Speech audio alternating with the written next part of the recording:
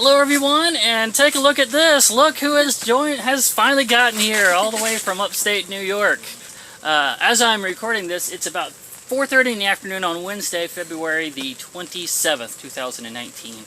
That's my dad's 61st birthday. Happy birthday! So if Dad, you're watching this, happy birthday. Anyway, we're just kind of killing some time out here, waiting for the camper to get here, and you know, tomorrow the Plant City Strawberry Festival starts. So all the madness starts tomorrow. Well, it started today. It really kind of started today. Yes, we're sitting inside one of the tents. We've set up 2 of these tents. We're gonna have 2 campers.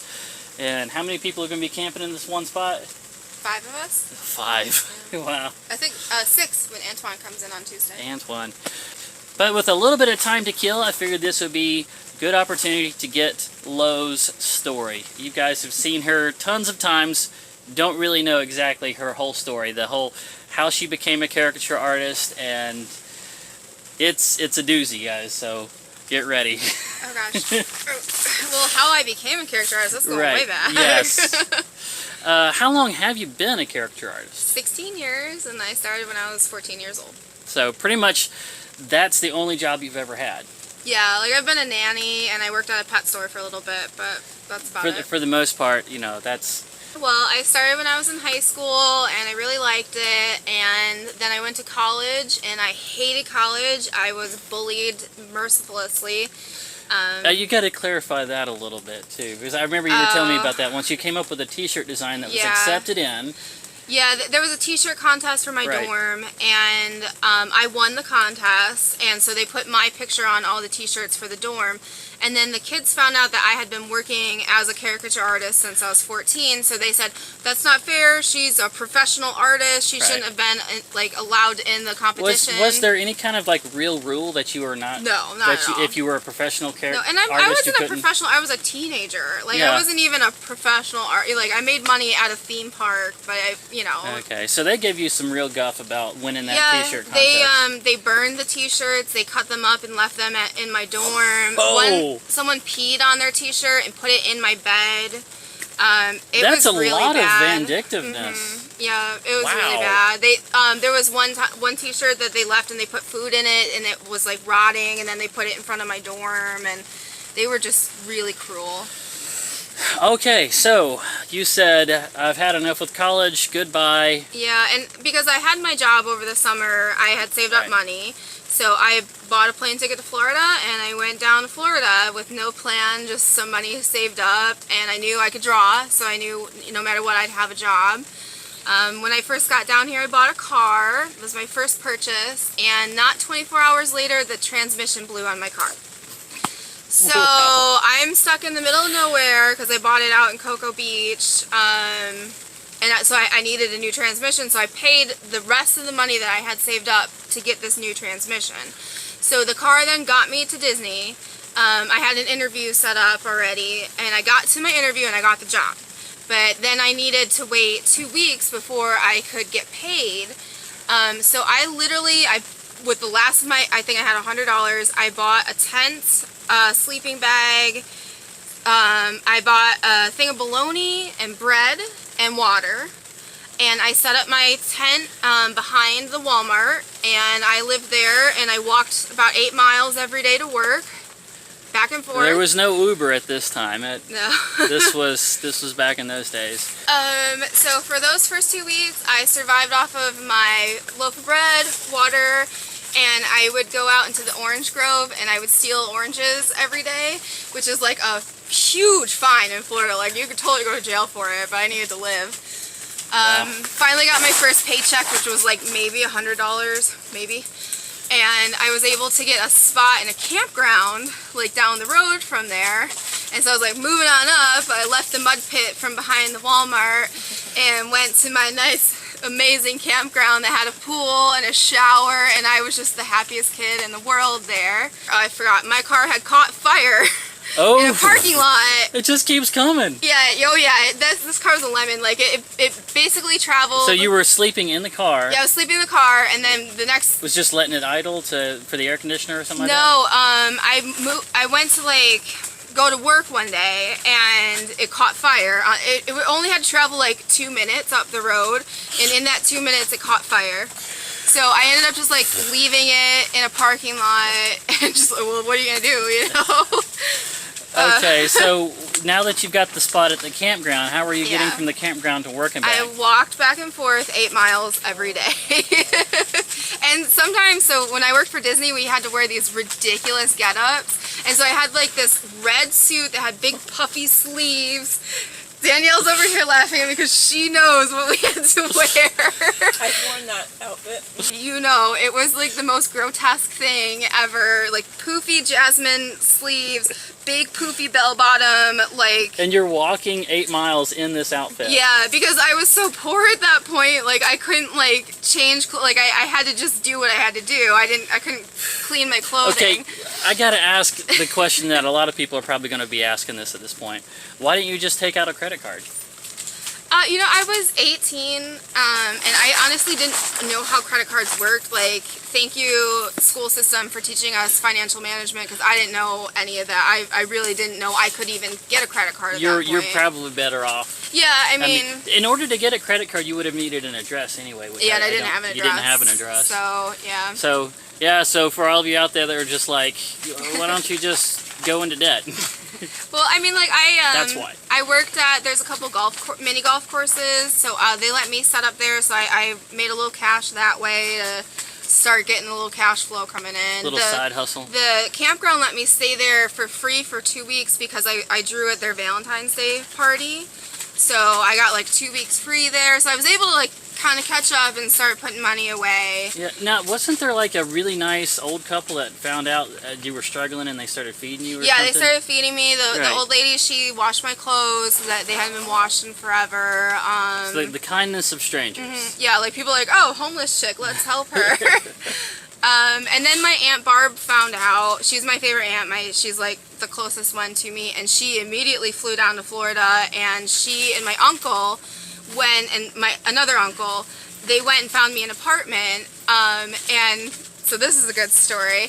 My two uncles, one's name is Thomas, normal name, and the other one's name is Glocko, and our last name is Bonaquisti, so like maybe mob people. So they go to this meeting with like the person that owns the place, and they're like, how much is it? And the guy's like, I don't know, it was like $1,800 a month. And my uncle's like, no, she my niece, she pay $1,000. And the guy's like, no, my niece, she pay $1,000. And so like they went back and forth, like my uncle Glocko was not gonna budge. No, she's my niece. No, $1,000. No, we do now, we pay you now $1,000. And I got it. Mind tricked him into it. Yeah, and I got it for $1,000 a month. That's $800 off. Yeah. That is a significant discount. A little on to that story. No, you could. I did not know you could negotiate rent at an apartment. Well, you shouldn't be able to. So this is why we found out later on. So we lived at this apartment for like 6 months. And they kept moving us from apartment to apartment. Like, we would go to work and then come back. I had a roommate, Michelle. And when we would come home, they'd be like, oh, like a pipe broke, so we had to move all your stuff. Oh, a window broke, we had to move all. Like, it was always an excuse, and they moved all of our stuff. Come to find out, these people were only managing the complex, but the people that owned the apartments, they owned it. Like, they weren't renting them out. So they were on, like, they would come for vacation, and they would move us. And like, so these people didn't know people were living in their home, basically. So, like, basically, the cops found out, and, like, it was this whole thing, and they thought we were involved. We weren't involved. Wow, so we lost it just that keeps house. getting better. Yeah, so that guy went to, well, he was supposed to go to jail. Florida, cray. Hi. Who is this? Is that Tim? Tim is here. Special delivery. Tim is here. I think Tim has arrived with the camper. We're gonna have time out. We'll come back to this later. We'll finish the story. Smash that like button. It gets better, guys. We'll finish it a little later. Well, it's actually a few hours later. We went and got something to eat and came back. We're about to bed down, but we'd like to go ahead and finish the story. So we were at the part where you were talking about how you'd got caught up in illegal subletting, squatting. Yeah, I mean, okay. I didn't have any idea that I was a part of this scheme. Right. So, I mean, like, finally, I don't know, the cops figured it out or whatever. We didn't figure it out. We were just told by them, like, hey, did you know this is going on? we didn't have any idea, so we had to find a new place to live. Luckily, at this point, I had saved up enough money, and I ended up living in this gorgeous house with 3 bedrooms, 2 living rooms, a fenced-in yard, a screened-in pool. Did you have roommates while you were at that? Yeah, I had 2 roommates. One, Michelle, I worked with her at Disney. She was another caricature artist, my best friend, and then her sister Shannon. And okay, so now you're in a good place. yeah, we were in a gorgeous place. Okay, Yep. so tell me, from the time where you decided to just quit college and came down to, oh, you didn't actually clarify whenever you were behind the Walmart in the tent and pretty much the mud pit. You said at one point, no, at the campground. At one point, it turned out there was a bed of moccasins. No, that was behind the Walmart. That was behind. It was behind the Walmart. Yeah, behind the Walmart, I was like in a mud pit, literally a mud pit. Okay, tell us about the moccasins. Of all the places to put your tent, I put mine in a mud pit for some reason. And when I moved my tent, underneath the tent was a family of black moccasins. Yeah. So I survived. This is 100% true. Every bit of this. Okay, so from the point where you said, screw this college, I'm done with this, I'm flying down to Florida, and I'm going to be a full-time caricature artist. From that point to all the mishaps with the car and the tent and going broke and waiting for your first paycheck and going to the campground and get caught up in the illegal squatting, and then finally partnering up with a couple of good roommates and finding your own nice rental house. How long was all of this? I think it was about a year and a half. I mean, this is a long time ago, but this sounds like an adventure. I mean, we were illegally squatting, which that's the first time I've ever heard that, but that's what we were doing. That's pretty much what it was. We were doing that for like 6 to 8 months. So how long were you in the tent behind the Walmart? I think you said it was like 2 months since you were back about 2 months. Eating oranges. Eating oranges, bologna. That loaf of bread and bologna ran out pretty quick, didn't it? Yeah, well, I would get like every week I would get a thing of bologna, a loaf of bread, water, and like go out in the field and pick my oranges. See, I've heard this story before. Oh, okay. And every time that I hear it, it cracks me up again, and I'm surprised that this girl lived through this. This is another thing that I used to eat. So I worked at the Disney hotels, and people would leave their food out in front of their room, like their room service food. Where have I seen it? I've seen this in movies before. Yeah, I would go up and down the hallways before my shift to like look and see if anything good was left. And then once a week I'd save up, I think it was like $3.62, and I'd eat at Cece's Pizza, and I would sit there for 4 hours eating. That's how much the lunch buffet was back then? It was so cheap. So I would 4 hours. I'd save up, like I wouldn't eat for a whole day. You got to leave. Well, you get the eyes, you know, they're like, we're looking at you. You've been here for 4 hours. You've definitely eaten your $4 worth. This is my meal for the next 3 days, people. Leave me alone. And it was on my walk, so it was like 4 miles from where I was camping and from my work. So remember when we went to Disney Springs and we got on the buses? Yes. So the reason why I knew you could do that is because that's where I would go, and I would get on a bus to go to the hotels to work. Because you can't just walk to the hotels. Okay. So I would walk to Disney Springs every day from either the Walmart or the campground, wherever I was. I'd walk all the way down that really long road in the freaking sun to Disney Springs. On my way, I'd feed the snapping turtles in the pond with like my bologna scraps that had gone bad from the day before. Yeah.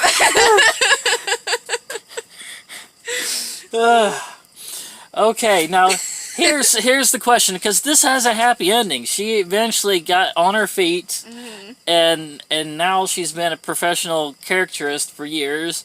Owns her own house, just bought her own camper. She's a small business. She's doing fine.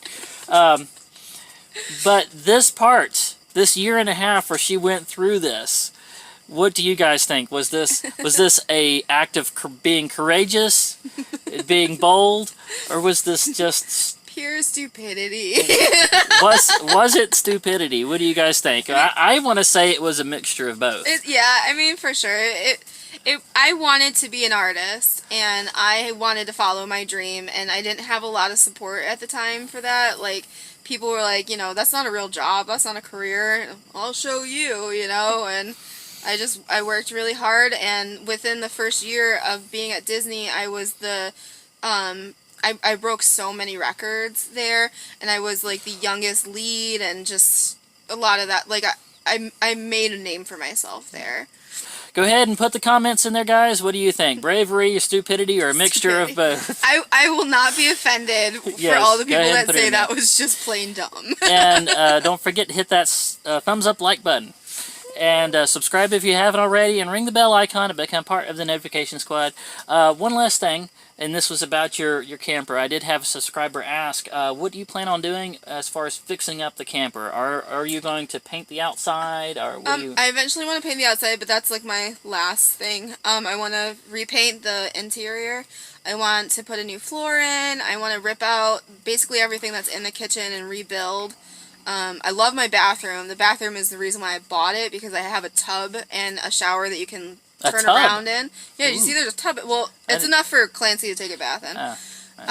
But, you know, you don't normally get that. Even in the really big campers, you don't, you know, and the actual bathroom itself, you can get dressed and turn around. So that's what won it over for me, was having a really nice bathroom. Well, on the next vlog, guys, I will give you guys a short tour of the inside of Lowe's camper as well, so you'll be able to see that. So don't forget to log in for the next one, and I look forward to seeing you then.